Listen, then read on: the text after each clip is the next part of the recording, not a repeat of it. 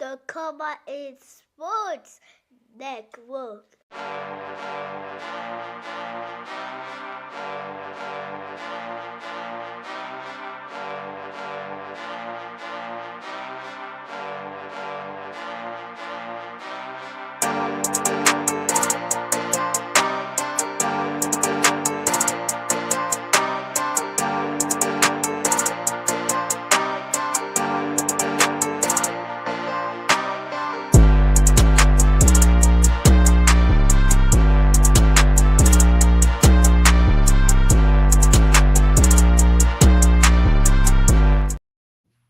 Hello and welcome, everyone. Come on in to this week 2, I guess, Power Ranking NFL Come On In Sports Network. I am Lawrence Foster, bringing you our rankings following the week 2 action in the NFL season.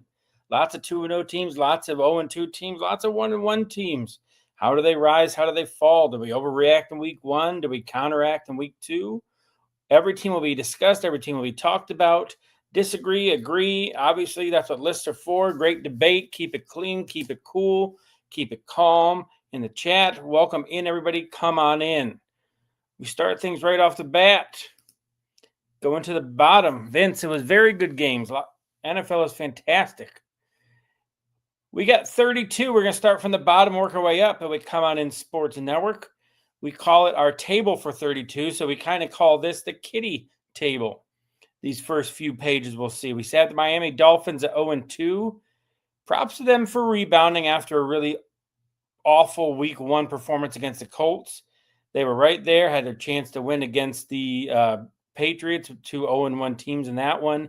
But the Dolphins come out on the losing end. Mike McDaniel makes a fairly silly quote talking after the game talking about winning and losing them. And then the Dolphins don't get anything easier coming their way as they head to Buffalo to take on their foe, the Buffalo Bills. So 0-3, staring the Dolphins right in the face.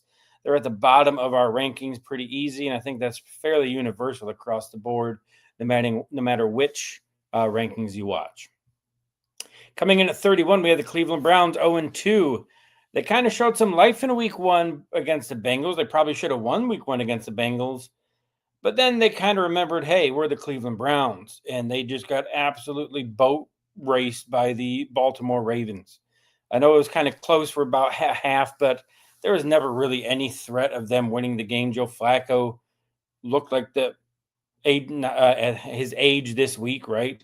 That song, What's My Age Again? Well, he's pretty old, and the Ravens made him look like it.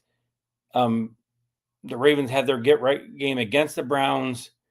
And then Browns fans last night who watched the Bucs-Texans game got to be thinking, like, man, what if we had kept Baker Mayfield to pair with this defense, to pair with what we have?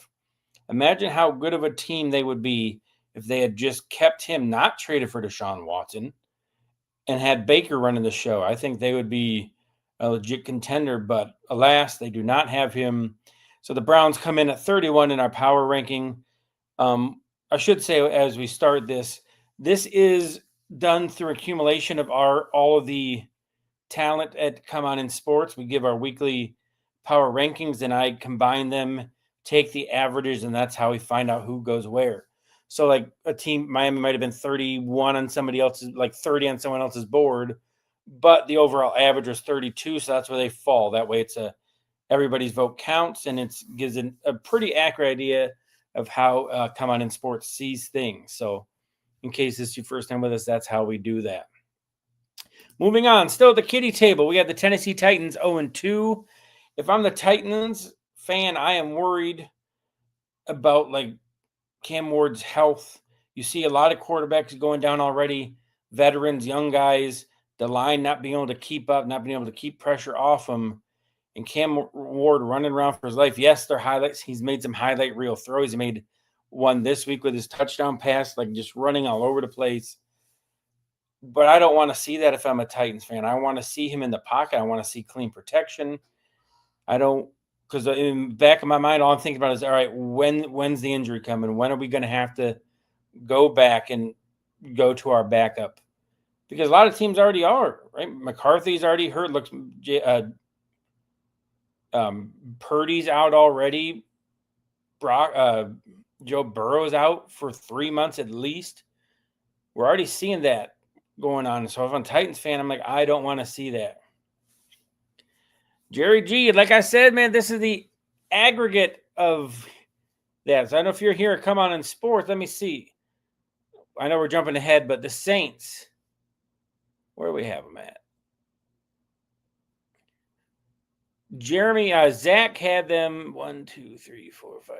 Had them at 25. Dolph had them at 27. I had them at 26. So again, it's the aggregate score of where they belong, of where they fall.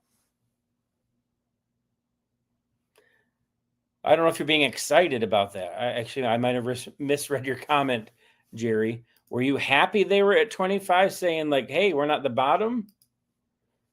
Maybe that wasn't a, oh my God, we're 25, we should be higher type thing.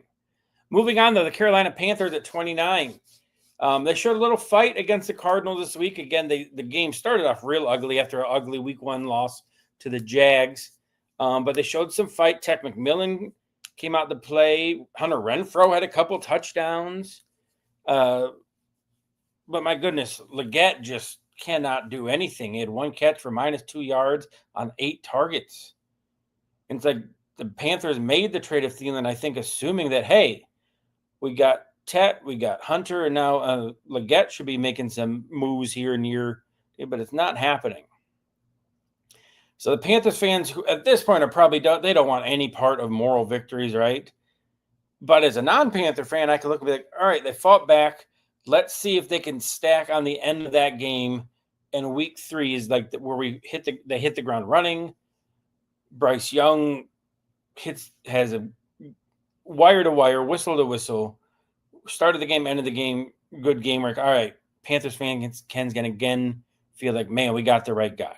Because at the end of last year, we thought that's what they had, right? Bryce got benched. He came back like, all right, we got something here. But through most of the first 2 weeks, they're like, oh, man, that's the Bryce that got benched. So I think week 3 will be really telling. Like they turned it on at the end of that Cardinals game. So can they carry that into this week?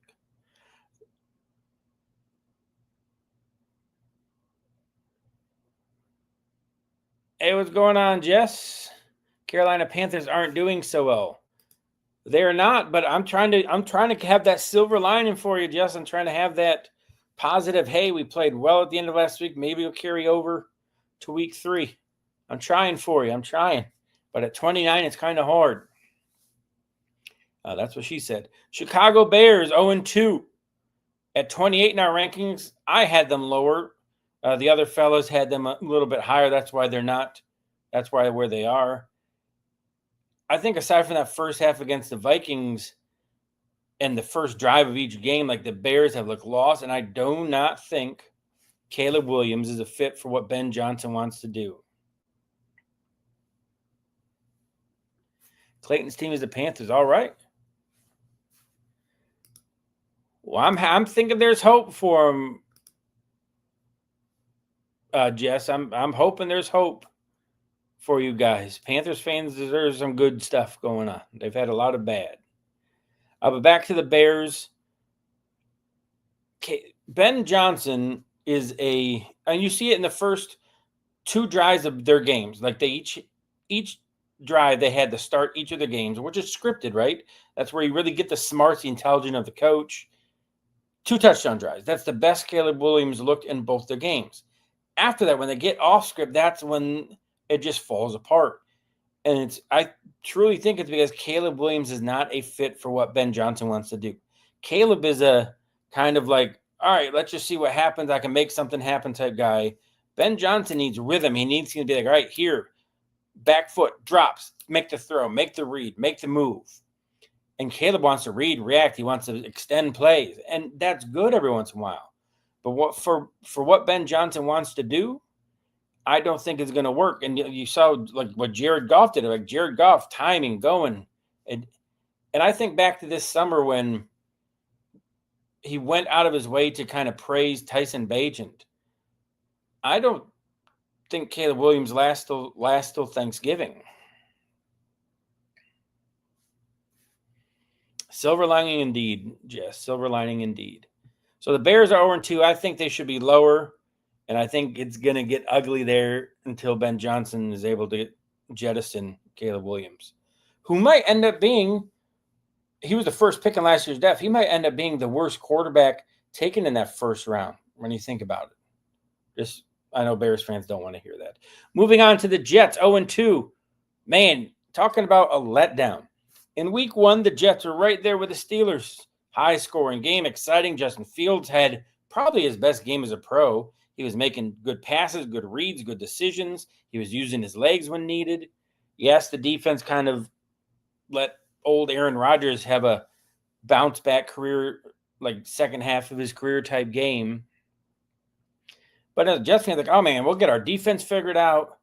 Our offense is now looking good. Like, we got this. Like, I'm sure there was optimism heading in to hosting the Bills, right? It's a home game for the Jets. The Bills defense looked awful, letting the Ravens do whatever they wanted. And then the Jets fell back down to earth in a really hard fashion. The score ended up being 30-10. It wasn't even that close. The Jets scored a garbage time touchdown towards the end. They had just over 100 yards when the starters went out. I'll tell you how bad it was for Justin Fields in particular. Josh Allen, if you watched the game or saw any highlights of it, you saw that he broke his nose. So he ran out of the game for a play. It was third down. The backup, Mitch Trubisky, went in and promptly delivered a 32-yard just dot to Josh Palmer, who was covered by Sauce Gardner. That one pass, that's all Trubisky did, was more passing yards than Justin Fields had in just over 3 quarters of play. Let that sink in. One pass play by Trubisky, 32 yards, had more passing yards than Justin Fields did. That is just insanity. And that's why he hasn't stuck with the team. He has all the potential. You saw it last week. Like, man, we if we can just get this. But he's not consistent. He can't consistently make the reads. And as they get film on him in the Jets uniform, I think defense will find a better idea of what he wants to do, and it's going to get worse for the Jets. And then their defense, man, 2 weeks in a row, what was supposed to be the strength of their team, just allowing 30 points. Bills run roughshod over him. James Cook, 130-plus yards, 2 touchdowns. My goodness. So the Jets are 27. Sticking in New York, the Giants are 0-2. They're at 26 in our power rankings. I had them a little bit higher in mine personally. Their defense, I think, is legit. Russ Wilson had a vintage game for him, right? Like, kind of like, man, one of those, man, I remember how he used to be. And then he threw that just boneheaded interception in overtime, like on a wing and a prayer. Just, I'm going to chuck it up and throw it down there. They didn't work out for him. Brandon Aubrey kicked a 64-yard field goal, but the Giants were there. The Giants were battling. The Giants probably should have won the game with a few different decisions and things that happened. So they're 0-2. If they can get, they don't, obviously Russell Wilson isn't going to play like that every week. If they can get like 60% of that every week, I think they'll win a lot more games than people think. But 0-2 there for the Giants. Daboll's got to be thinking, man, I can't get anything to go my way. And then we got the Saints. I know here at Come On In Sports, this is a popular team.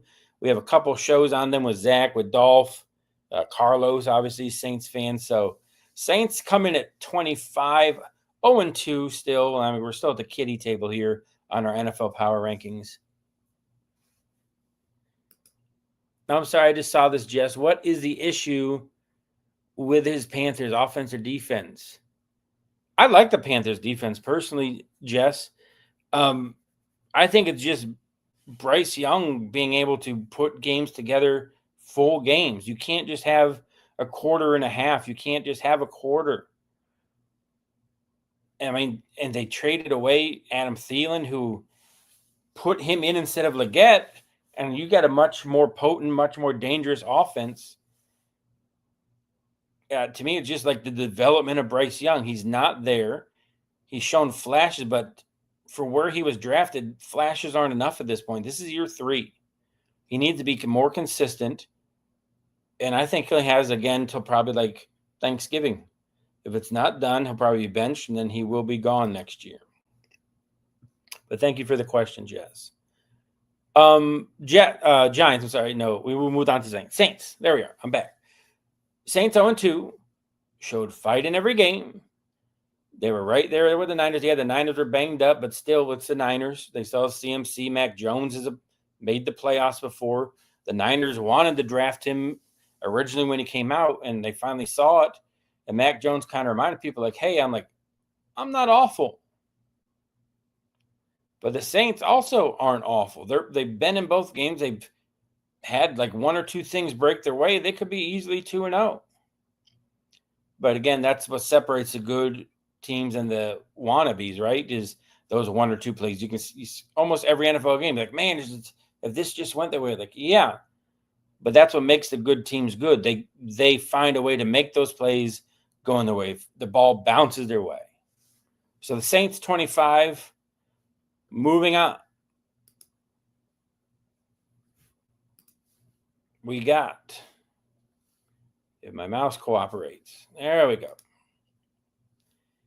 The New England Patriots coming in at 24.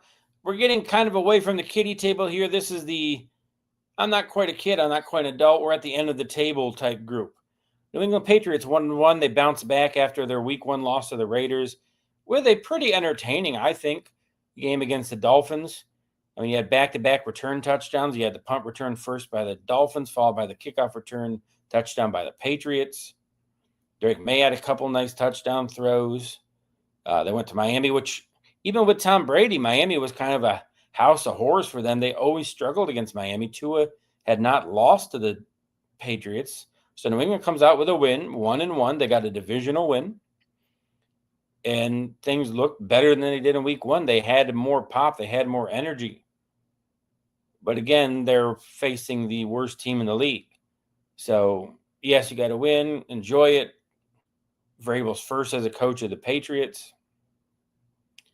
But we can't really raise them up too much for barely. Like the Dolphins had the ball with the chance to win, the worst team in the league. 23, the Las Vegas Raiders, who beat the Patriots in week 1 and then lost to the Chargers last night in a doubleheader of the Monday night game.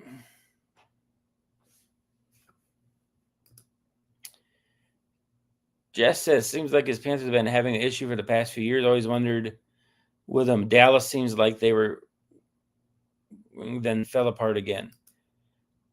Yeah, I mean, we'll get to the Cowboys here shortly, Jess, but I mean, the offense looks fantastic for the Cowboys. It's the defense, right? You got to imagine they have Micah Parsons to make a few more stops than they did. But we'll get to the Cowboys soon. Who Dat Record says Jake Haener is good. He will eventually start for the Saints. He might. I don't think they'll roll Spencer Rattler out there too much longer if he continues to not be able to find a win. Why not Haener, right? Give him a chance. Vince says a lot of quarterback. Yes, there is, Vince. A ton of injuries already. Jaden Daniels has a knee sprain, might miss the week. Brock Purdy's already out. Now J.J. McCarthy's out. Joe Burrow's out. Josh Allen broke his nose. All right, lots of things. Carson Wentz is going to be starting this week. So we're only 2 weeks in, and already you're seeing how important the quarterback room as a whole is. Everyone looks at the starters. You got to have a legit backup in the NFL nowadays. You can't. I mean, you see what happened like when Tua's went out the last few years. They didn't have a great backup, and they just fell apart. I still don't think they have a great backup. Zach Wilson. That's besides the point. 100%. You got, in most cases, unless you have like a Josh Allen, knock on wood, who's been in over 100 straight starts, you're going to have to call on quarterback 2 at some point.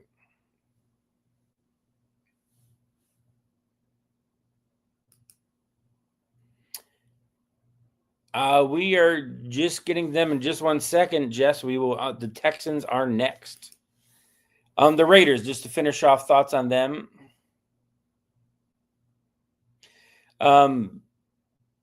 Geno Smith had a record-setting first game with the Raiders last week, and then this week kind of showed like the roller coaster he can give you. A couple picks in the Chargers, 2-0 in the division now. Also 2-0 within the division record-wise. Both their games are against divisional opponents.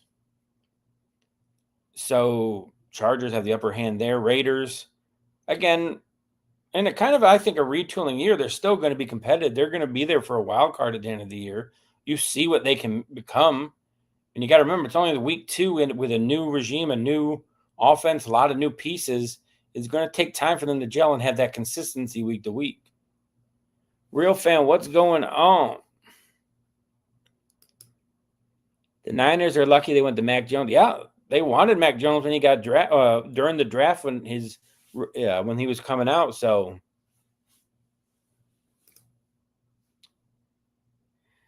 next are the Texans. So Jess, this will answer your question. Now remember, for those of you just joining us, the way we do our power rankings is everyone who contributes to Come On In Sports, like they email or text or however they want to do it, their power rankings, and I compile them in a sheet, and then we find the average. So like whatever, like the Raiders are ranked in 10, or let's say they were average 23.5. All right, so I put them at 23rd, and that's how we kind of figure out their ranking. So it's like everybody's vote counts, and it's just like the average of where they would be. So the Texans at 0-2, yes, they're ranked above some teams that have a win. But power ranking shouldn't just be, oh, the team with a better record is ranked higher. Yes, the Texans haven't won. But if I put them up against the Raiders, I put them up against the Patriots, I'm taking the Texans. That defense is going to make both of those teams struggle. And just what we talked going into the year was their offensive line was the issue, and that's what's shown to be true. When CJ Stroud has had time, he's shown what he can do. And it's not even like, oh, we needed like 8 seconds. Like he's getting quick pressure, which no quarterback can really deal with. Quick pressure is not what you plan for. You expect some, it's the NFL, but not like, all right, 1, 2, ooh, someone's in my face. Levels motivation. What's up, Zach? We got Genwell says, I think the Raiders won't be there around the wild card. They've got no deep threat. Sure, speedy, but they're small. They are. And I mean, and this is just their first season. So I imagine next year they're going to probably get that help outside, right? But I mean, right now, like they have really good tight end. Like I like Michael Meyer as their backup tight end, their second tight end. Bowers, Genty. Jacoby Myers is an underrated receiver.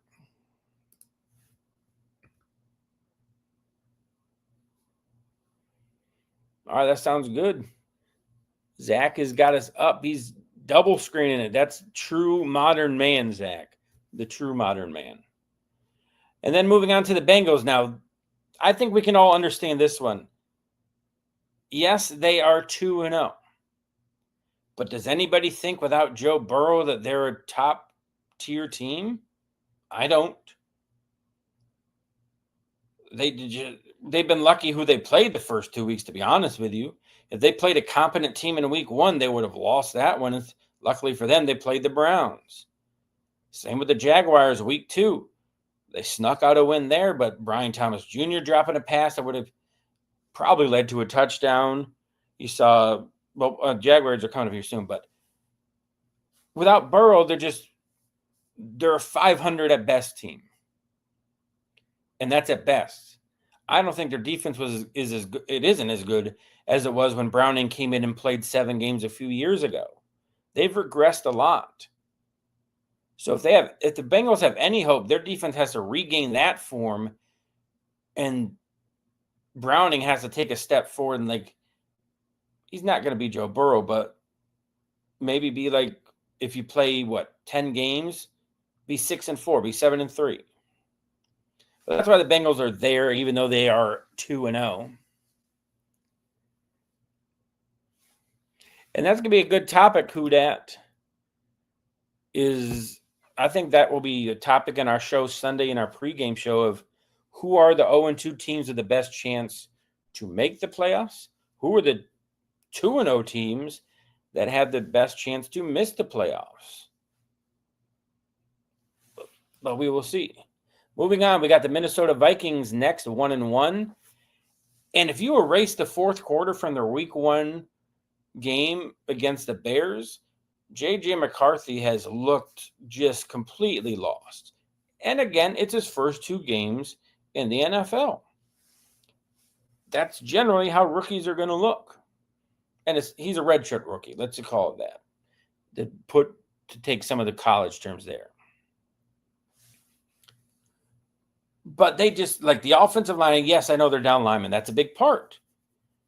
But he's already hurt again, McCarthy. So he missed all of last year, not even a full 2 games in, and he's hurt already.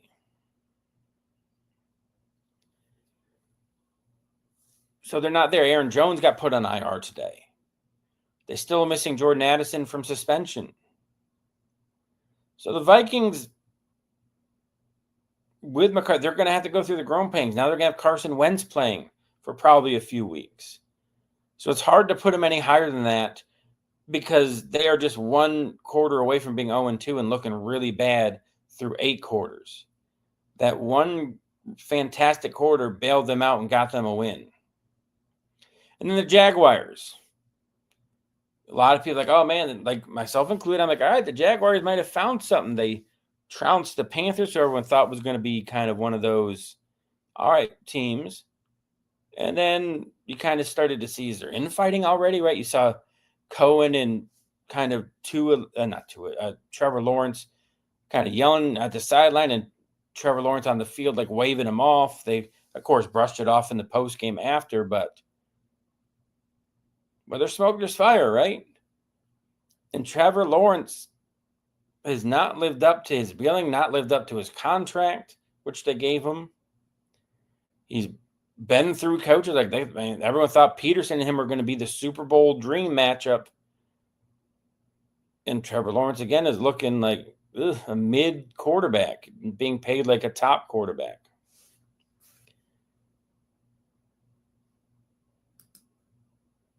People don't remember C.J. Stroud's first 2 starts. Yeah, he wasn't great. But I'm just more concerned about with the Vikings, like until they get their offensive line handled, I don't think McCarthy's going to have any growth because he won't have the chance to. Moving on, middle of the pack, we're getting towards the top. The Pittsburgh Steelers at 18. They were riding high after week 1. Aaron Rodgers, like, man, I got to beat the Jets. Whether he kind of admitted afterwards, like he was glad to beat everybody in that organization. But the Steelers are 1-1.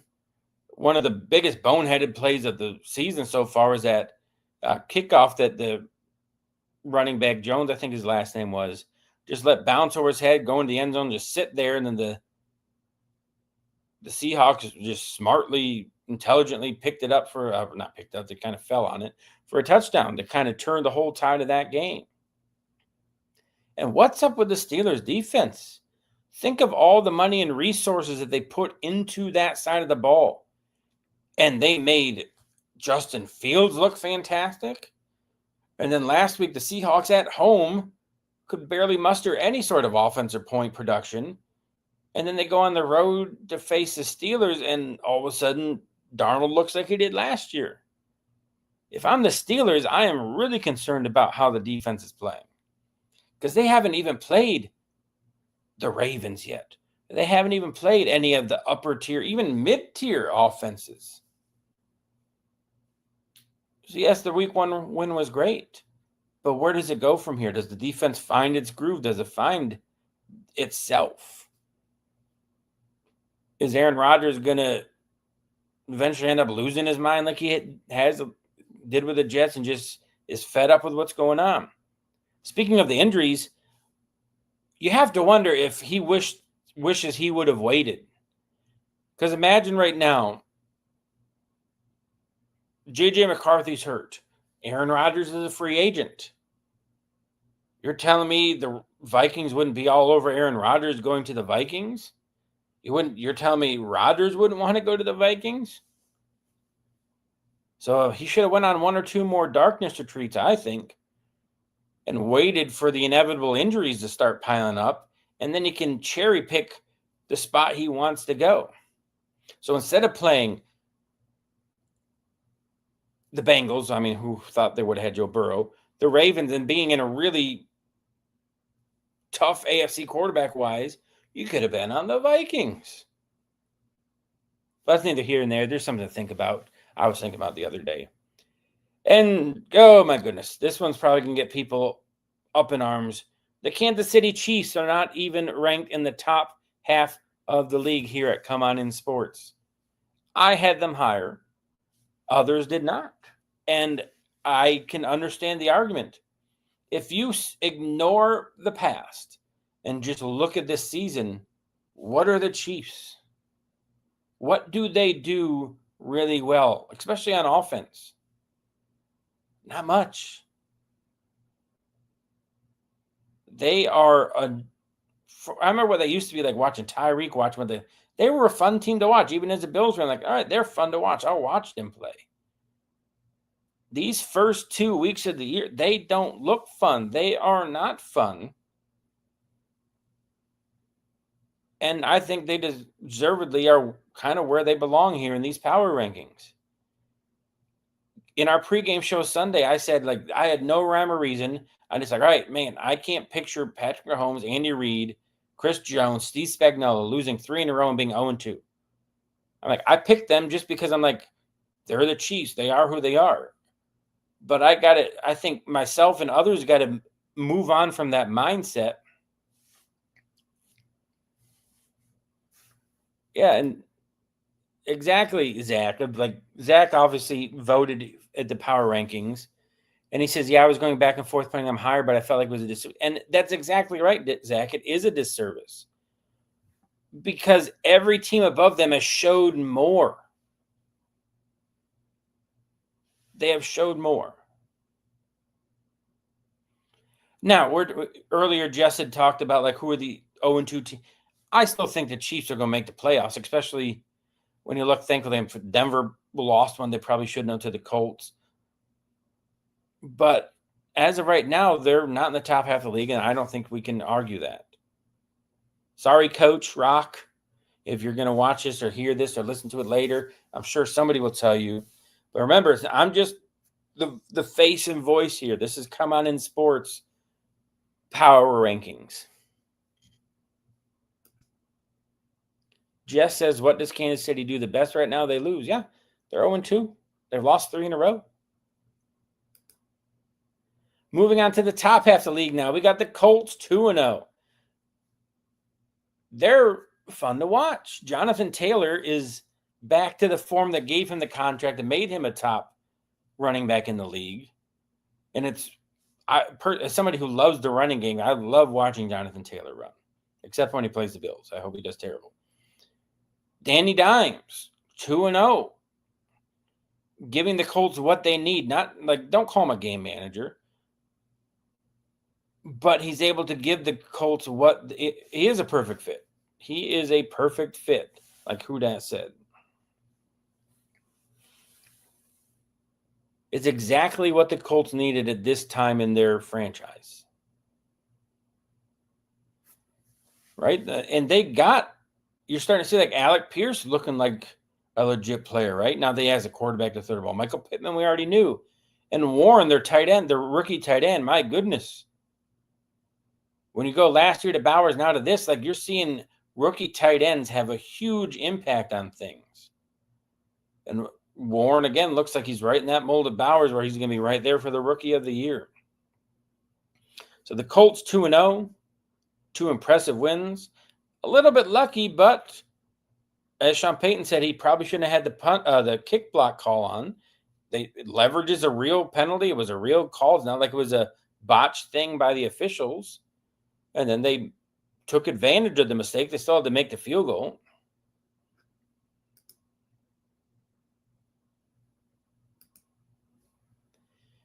Yes, like Non says, hit that like button if you aren't here. But the Colts, 2-0, bringing us into the top half of our power rankings, where we have the Dallas Cowboys 1-1 at number 15. I said we talk about them a few minutes ago. We will now. Dak Prescott coming off his injury last year. How good does he look? He looks mobile like he used to. Like after that first ankle injury he had, he kind of looked like he was in quicksand kind of with his movement.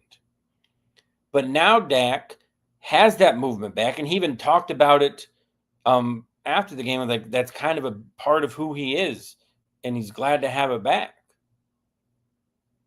The Cowboys' offense is rolling. Javonte Williams is playing well for them at running back. CeeDee Lamb, obviously, Pickens, their tight ends, Ferguson. It's just going to be the defensive side. Like they let Russell Wilson have the game he did after everyone was talking about him being benched after week 1. So the Cowboys got to get that side of the ball figured out. And again, Micah Parsons would help that. You got to imagine one or two of those throws Russell threw deep where he had time. Probably wouldn't have had the time with Parsons pass rushing. But that's water on the bridge at this point. The Cowboys, I think, can play with anybody. They showed that week 1 they could with the Eagles, and they can also play down to anybody as they showed week 2 against the Giants. But to me, that makes them the most entertaining they've been in a while because whoever they're playing will be a good game. They'll play down to their competition. They'll play up to their competition. So at least if you're watching the Cowboys, they'll be entertaining. Seattle at 14, 1-1. They bounce back following a home loss to the Niners with a pretty strong victory over the Steelers on the road. Like we talked in the pregame about West Coast teams coming to the East Coast for that 10 a.m. kickoff. It's just always something about that. But it looked like the Steelers were the ones who traveled from Seattle. Sam Darnold had a nice bounce-back game. You saw Kenneth Walker doing things. And their defense, the Seahawks defense is young. They're talented. And they put a lot of resources into it. And you saw that on Sunday.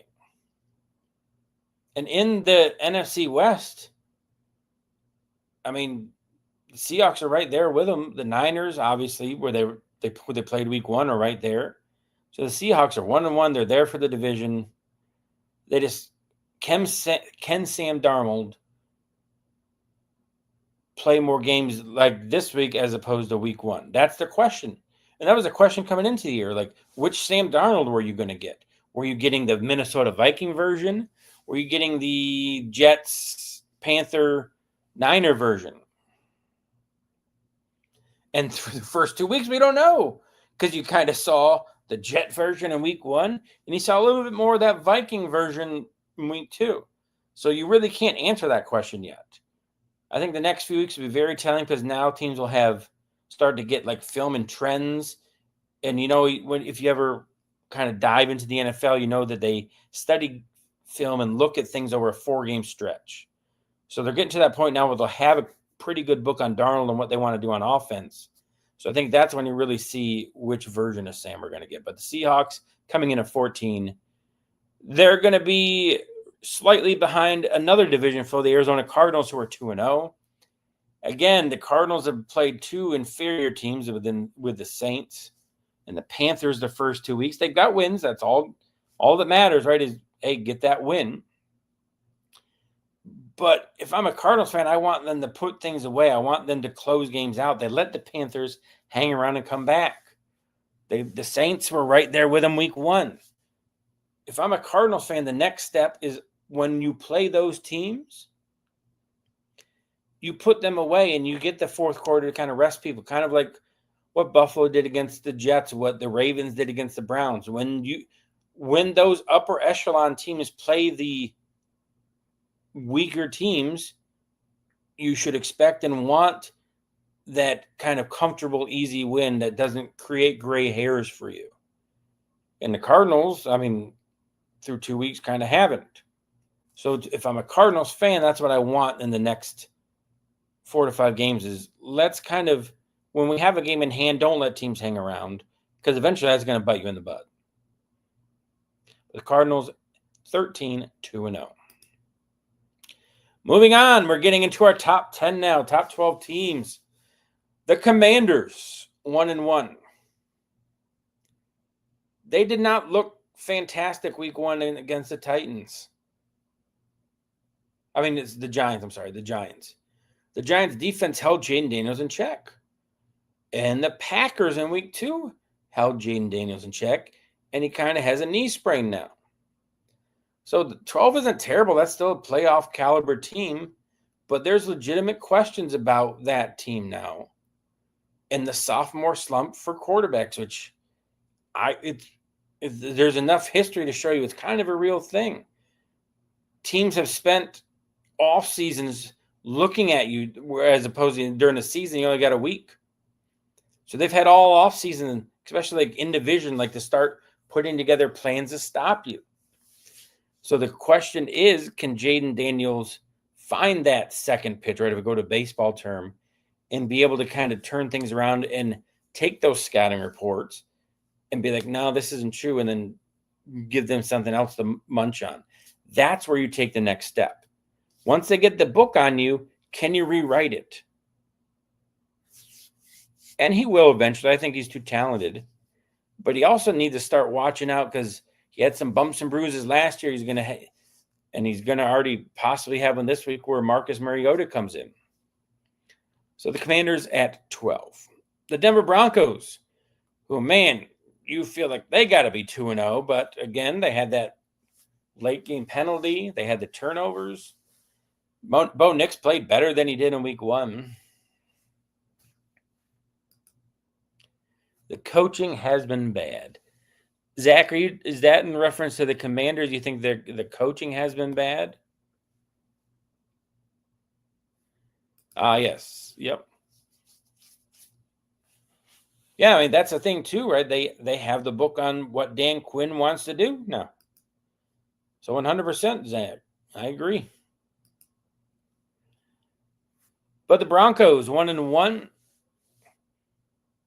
Again, kind of like the Steelers here, like you kind of figured no matter what Bo Nix did, like if he had his sophomore slump growing pains still, you kind of figured the defense was going to be more lights out. And yes, they played really well against the Titans, but that was the Titans and the rookie Cam Ward. They played Daniel Jones like a legitimate quarterback with some legitimate weapons, and they kind of looked mid. And in Denver, going into the year, like you expected the defense is going to carry us when the offense has their lulls. But they didn't on Sunday, and it cost them. Yes, it's easy to look at the end and the field goal, but look at the rest of the game. Again, the Colts started off with, I think, 3 or 4 straight scores coming off their game where they scored 7 straight times. So they're in a rhythm. Like the Denver Broncos, I figured would knock them out of the rhythm, but they didn't. And now they sit at 1-1. Getting into our top 10, the Atlanta Falcons got off their schneid and got the win. Big win for the Falcons. Michael Penix, Bijan Robinson. And the Falcons, again, were like a kicker away from winning week 1, right? And then they essentially kind of benched and got rid of Koo, brought in their new guy, and then he proceeds to drill 5 field goals and beat the Vikings. And again, if I'm a Falcons fan, I'm really excited. Their rookie defensive guys made plays. Both of their rookie first-round pass rushers got a sack. Their safety got an interception. Bijan Robinson, Algier, like that's a really good 1-2 punch. Everyone looks at like Gibbs and the running duo there. They look at the Bills running back room. But the Falcons right there, and then you throw in Michael Penix's abilities. The Falcons, once they get things figured out, because they're still a really young team, they're going to be dangerous. They could very easily be 2-0 if their kicker could do anything. Their old kicker, I should say. Got to preface with that. So the arrow is 100% pointing up for the Falcons. The Bucs, who are 2-0, have looked beatable. Right? The Falcons were close to beating week 1. So Falcons fans, I know we got Falcons here on the Come On In Sports Network. You got to be excited. You got to be happy. They're top 10. You really can't argue with them being top 10. So props to them. Moving on to number 9, the Lions had their bounce back game. Sorry, Bears fans. They kind of look lethargic. Everyone's questioning, man, do they have anything without Ben Johnson? And Dan Campbell's like, and Jared Goff were like, yeah, we're still the Lions. Put up a 50-burger on the Bears. Probably ran the score up a little bit. Got to wonder if that's a little bit of gamesmanship between Dan Campbell and his old offensive coordinator, Ben Johnson. The defense, aside from that first drive, held the Bears in check. So lots of things going right there. Just need to see Penix have a game. I'm with you, Zach, and I think he will soon. And I've seen enough flashes, and I'd liked him at the end of the week 1, where he had command in crunch time. So I think all the pieces are going together for Penix, and he's going to be there real soon. But then again, the Lions bounce back, 1-1 now. The offense looked like it used to. Jared Goff, 5 touchdowns. Amon-Ra had a monster game. So the Lions reminded everybody of what they can be, sans Ben Johnson. LA Rams 2-0, right up there with the Cardinals in that division. The Niners also 2-0. That's a tough division, everybody. But the Rams, you saw Puka Nacua taking a reverse on 4th down for a touchdown. Not a reverse, an end around for a touchdown. Devontae Adams had a touchdown over 100 yards. You're seeing what the Rams can be. And they haven't even started to click on offense yet. Once they get into their rhythm, there's defense, young and strong, doing what they do. Jared Verse and all of them. The Rams are a dangerous team. And as long as Matthew Stafford stays healthy, they'll be right there for the Super Bowl at the end of the year. It all hangs on his back, both realistically and proverbially. Right? If he goes down, nobody has faith in Jimmy Garoppolo. You remember what Devontae Adams said about him on the wide receiver show a few years ago on Netflix about Jimmy G? Yeah. So if he goes down, they'll start to fall. But he's healthy right now. They can keep him healthy. He's going to keep them at the forefront of the league in the NFC. And then the Niners coming in at number 7, also 2-0. You got to get props to them, especially Mac Jones. Mac Jones is kind of like an afterthought, a throwaway. Everyone's like, man, this guy's done. The Niners, who, again, we've said this a few times already in the show, they wanted him coming out in the NFL draft when he came out. Shanahan wanted him, and it only took, 4 or 5 years for it to happen. In their first game together, 3 touchdowns for Mac Jones. So props to him. And the Niners overall, tons of injuries already this year, again. But it's the NFL, next man up, right? That's the mantra. Injuries are a part of the game, fairly common, unfortunately.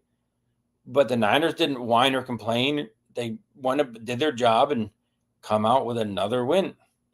It's not going to be pretty, but when you have that many injuries, who cares? I always think about to a friend of mine back in Roswell, New Mexico, when I lived there and worked at the newspaper. We go golfing a lot, and I'm like, man, I got a 4, but that was awful. They don't paint a picture. All you see is the 4.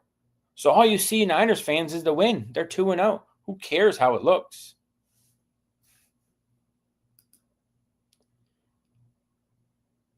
Yeah, it was inconsistent. Yep. CMC is healthy. Well, he's leading the league in touches already. Ricky Pearsall's looking like a legit wide receiver 1. And then you think about where he was a year ago after getting shot. I mean, it's a great comeback by him. So the Niners 2-0. Now we get to the head of the table. The top 6. Before we get to that last page, a reminder, follow us here at Come On In Sports, all the channels. You see us on all the shows we got. You got Real Fan Sports. You got Saint shows. You got Come On In as the NFL turns on our pregame show. we're all over the place. We got shows all week. You got our YouTube to check out for anything you miss. Subscribe, like us, follow us, share us. Whatever you need, we are here for your NFL needs, for your sports needs. But being NFL season, our focus is here on the NFL. So make sure you're following everybody. Zach at Real Fan Sports, who's been in the chat, drop him a follow before we get to our last slide. Speaking of the Tampa Bay Buccaneers, there they are at number 6, 2-0. Again, not the most beautiful wins, but who cares? They're 2-0. They found ways to win. And again, they're not clicking on all cylinders yet. They're still missing Tristan Wirfs. They haven't found their groove, and they're still 2-0.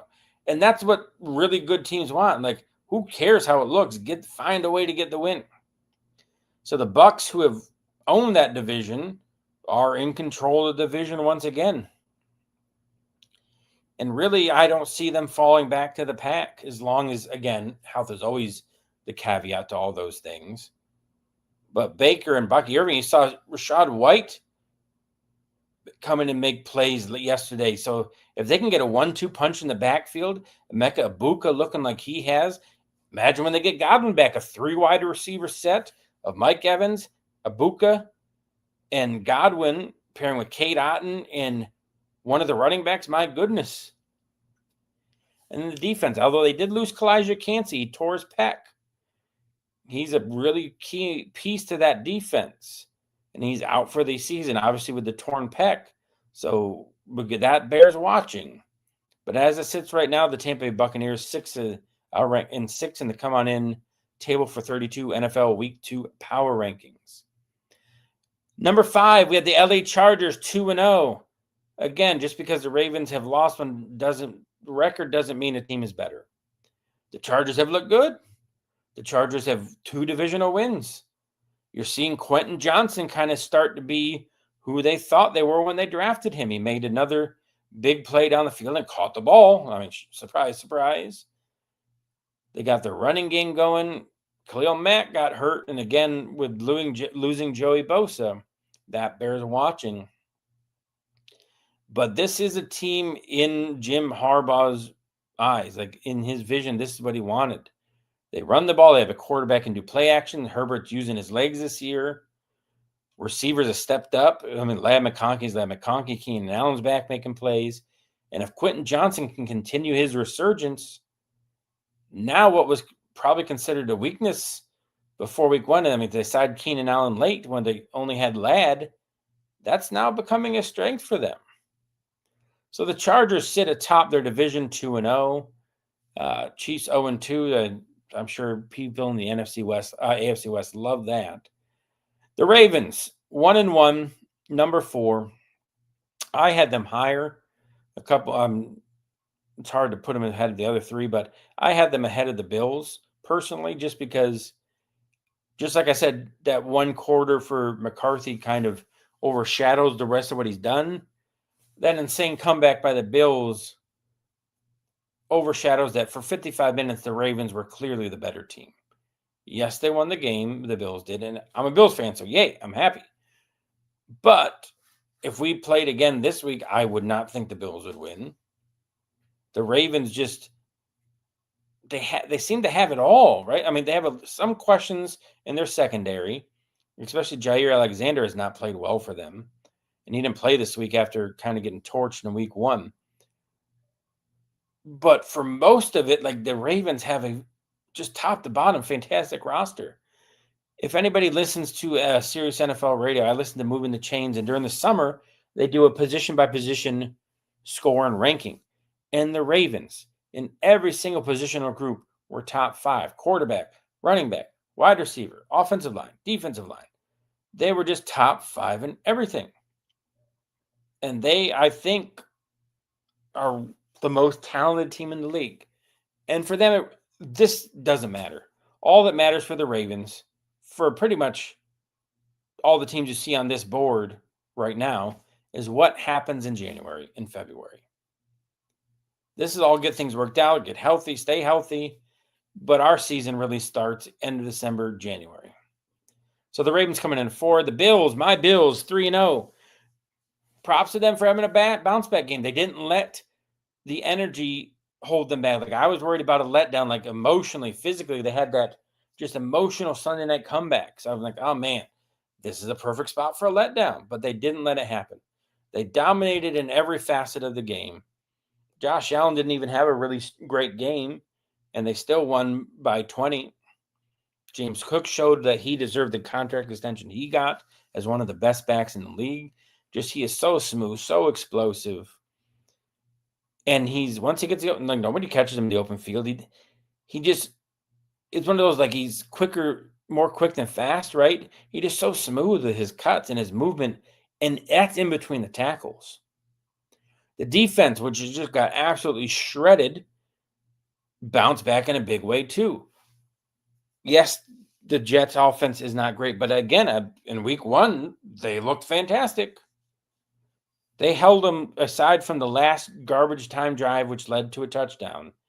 They had him at just 100 yards in over 3 quarters. Joey Bosa making big plays 2 weeks in a row. Sack, forced fumble, couple tackles for loss. So Bosa bounced back. So the Bills can get that Bosa all year, most of the year. That's a huge improvement from what Von Miller was at the end. So the Bills at number 3. I still question, they have not been tested in their secondary. And with the injury to Trey White, like, I expect probably Miami to kind of do that more than the Ravens or Jets did. Is they're going to test that secondary. We're going to really see what the Bills have at cornerback 2 opposite Christian Benford. The top 2, the Philadelphia Eagles 2-0.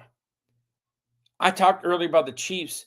The Eagles are not a fun team to watch. And they don't care. And they shouldn't. They just should care about winning. But as somebody who likes to view and watch the NFL, they are not enjoyable to watch at all. Like, your quarterback barely throws for 100. The Chiefs held Barkley to under 100 yards rushing. The Chiefs had barely over 200 yards of offense. And almost 50 yards of that was one chunk play to Devontae Smith down the side of that on an all-out blitz by Steve Spagnuolo. But who cares if they're fun to watch? They won last year's Super Bowl, and they're 2-0 with their formula. They're going to pound the ball. They're going to play great defense. They're going to play ball control. They'll take a few shots down the field and hope to hit a couple of them, which they did. And that's just their formula for winning. The tush push, I won't even get into that. You kind of saw, like, the false starts that were happening, with the offensive line getting that quick jump to center over the ball where you can't even see the ball from the overhead view. But that's neither here nor there.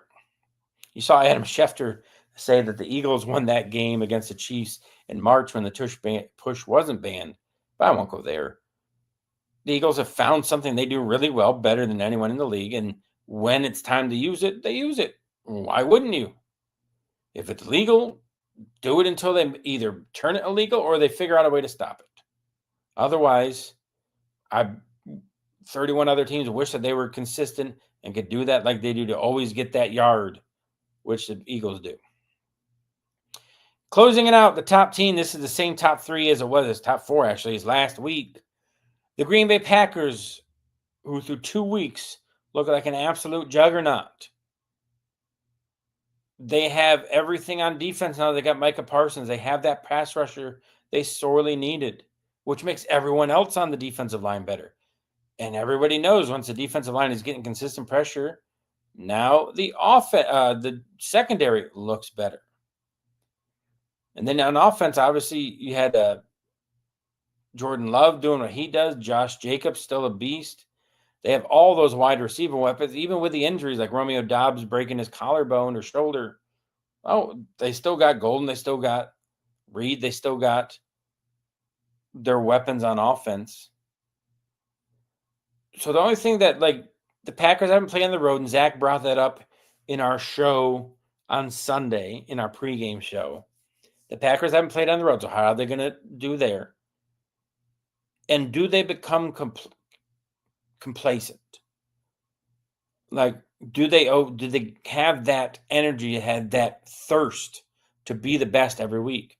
And that's a challenge in the NFL, especially once you start. If you're like 8-0, 9-0, like how do you keep getting up and like you haven't lost yet? So that's gonna be the challenge for them. The Lions I think might still be there. The Vikings, who we had at the bottom of the range, and the Bears I don't think will offer much competition this year. The Lions probably will still, but in week 1 they didn't offer much of a fight there. So that does it, everybody. That is our week 2 NFL power rankings here at Common in Sports. We call it our table for 32. The Packers at the head of the table, the Dolphins at the kiddie table, everything in between. As always, guys, we thank you for hanging out with us. Please like, subscribe, follow everybody with the Come On In Sports Network.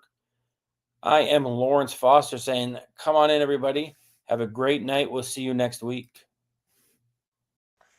The Come On In Sports Network.